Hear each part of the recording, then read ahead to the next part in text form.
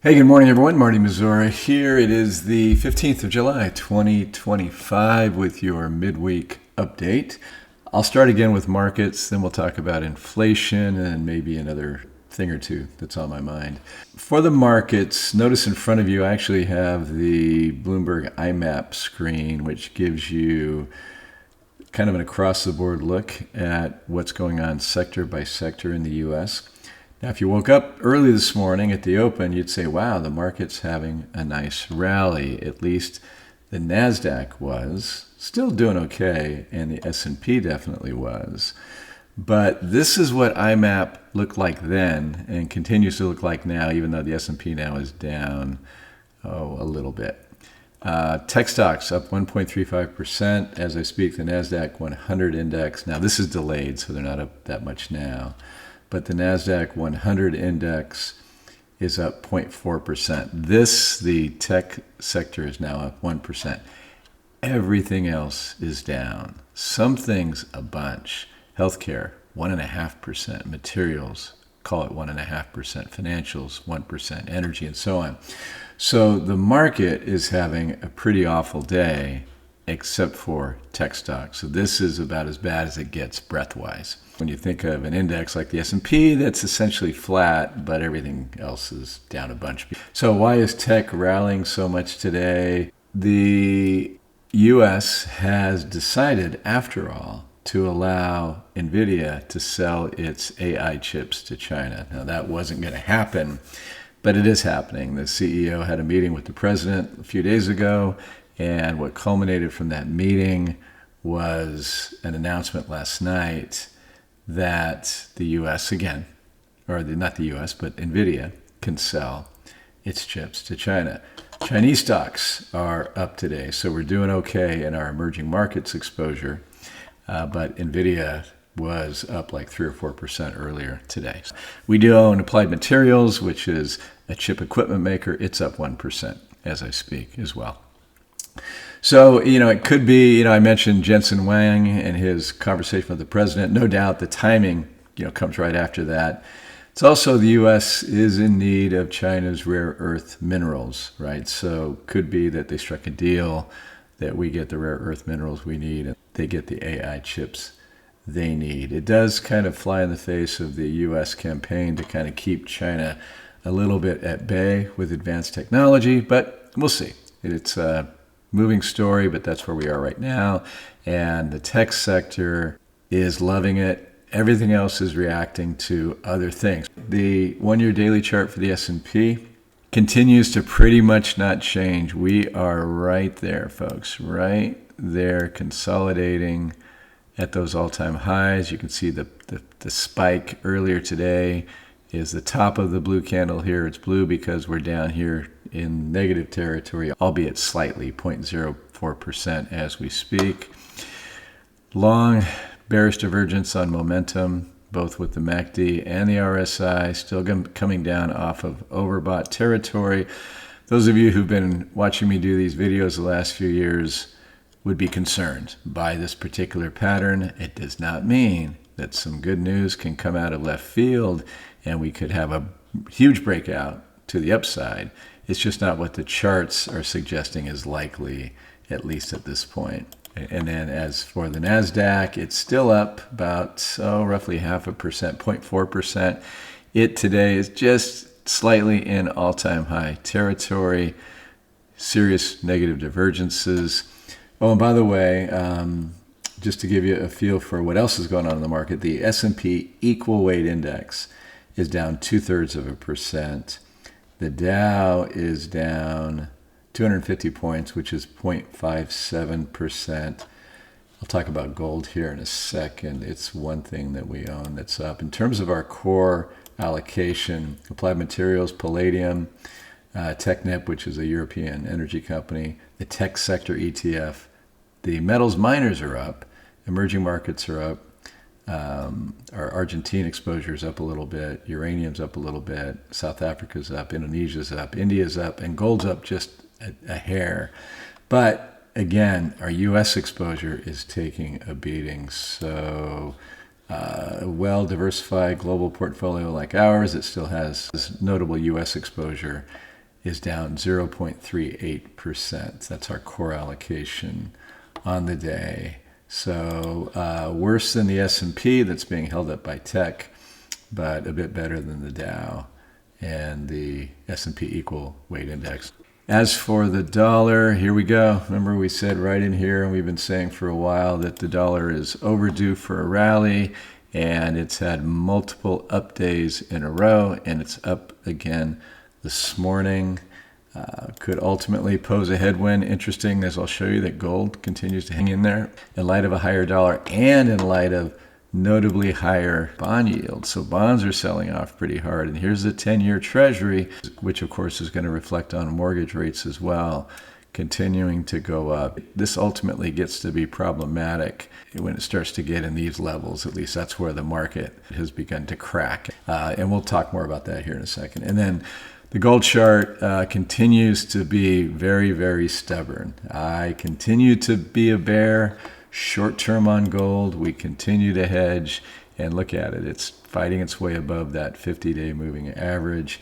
Gold is still right now, despite the higher dollar, despite the higher yields, it's kind of your defensive play right now. Some might argue it's an inflation play. Long term, it's supposed to be. I think it's every bit as much of a defensive play, and it remains true to recent history, and that is it is a place where central banks who are uncomfortable owning so much in dollar reserves are getting more comfortable, and that's owning gold as a reserve currency, if you will.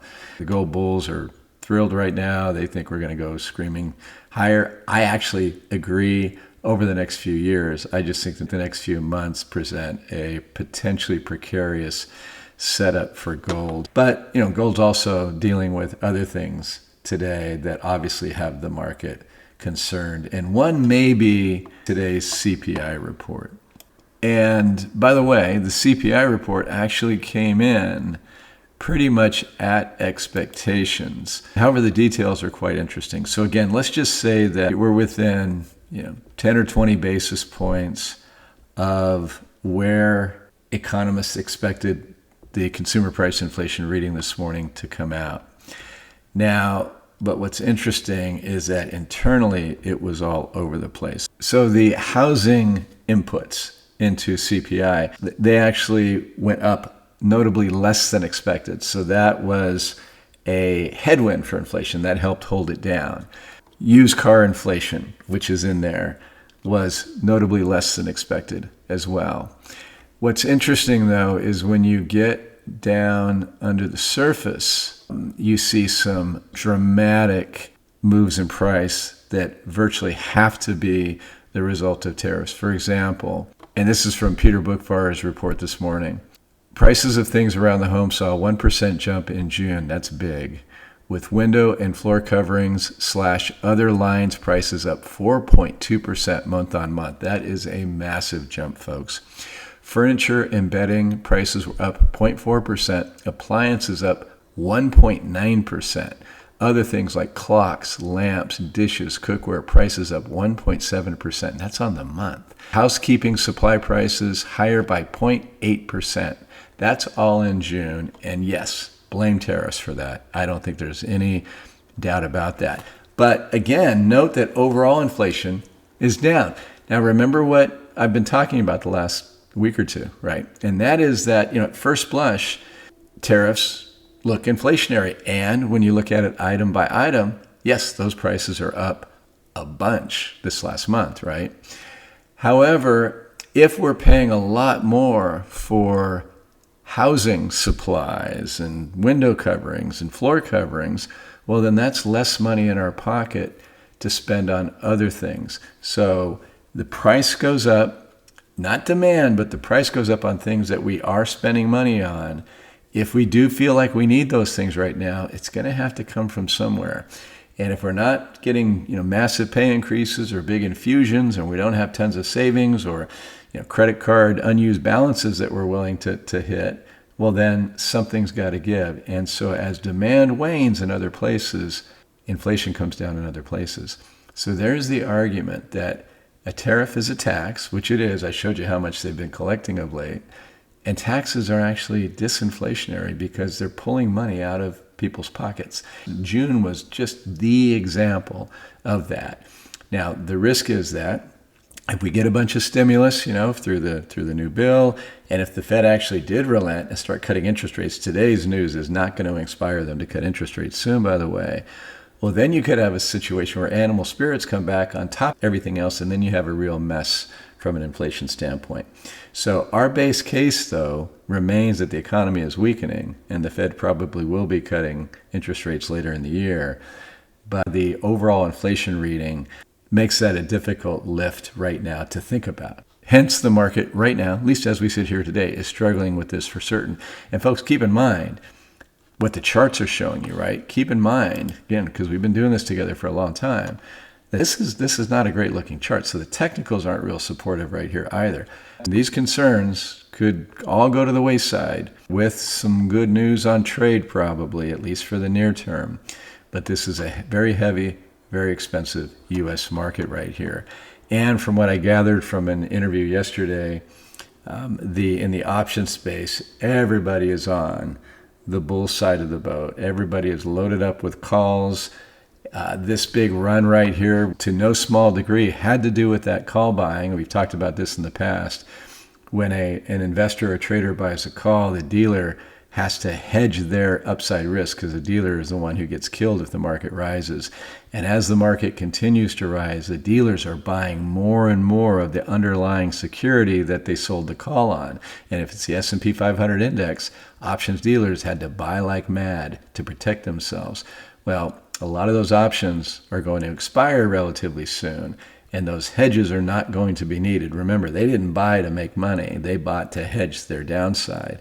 So when that hedging is no longer needed, if when these calls expired, people aren't lining up to just redo those positions, well, then those hedges get sold. And so right now, the call side of the boat, the bullish side of the boat, has got a lot of weight on it. Doesn't mean that options expiration is going to mean the market's going to come down significantly, but it is a real headwind as well. So there's lots of factors under the surface that you're not going to see, folks, that we have to pay attention to number one, to be able to help you gauge your short-term expectations, put things in perspective, and to the extent that we need to do short-term tactical moves, it has to be influenced by some of these things that I'm taking you way deep into the weeds into. But just understand that the market really is all about probabilities, risk and reward.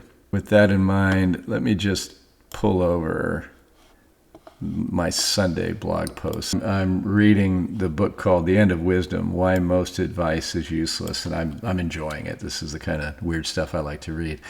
So I mentioned in the end of week video last week that I watched a podcast, and this guy manages money too. It just blew my mind in terms of his confidence, and I thought, wow, great for him, and maybe he's right, and I'll listen to his logic and see if there's anything there for me to think about. But I was just taken aback by almost table pounding confidence, right? And then I said, having done this for a long time, and he was no youngster either, I, for one, am humbled by the financial markets. And so I was reading The End of Wisdom, and I was reminded about, my video and the guy I watched. So I offered up some excerpts from that book. And this is 100% true, and this is just history, and this will always be the case, I think. The cases of banks, call it Wall Street banks, misjudging market movements are far from rare. In 2002, they forecast a bullish market only to witness a crash exceeding 20%. That was just 2002. That was a market that rolled over in 2000 and didn't stop till it was down 50%, if you're talking the S&P. By March of 2003, the NASDAQ was down 80%. The trend of overestimation continued unabated in subsequent years. The catastrophic 2008 banks or Wall Street had forecast 11% gain, and the market went down 38%. By the way, peak to trough from late 07 to March of 09, 57%. The crux of the matter extends beyond these calculations. Bank analysts consistently underestimate the stock market and exchange rate volatility. This oversight could stem from the flawed mathematical models that perceive the widely unpredictable financial market as a predictable entity. Amen.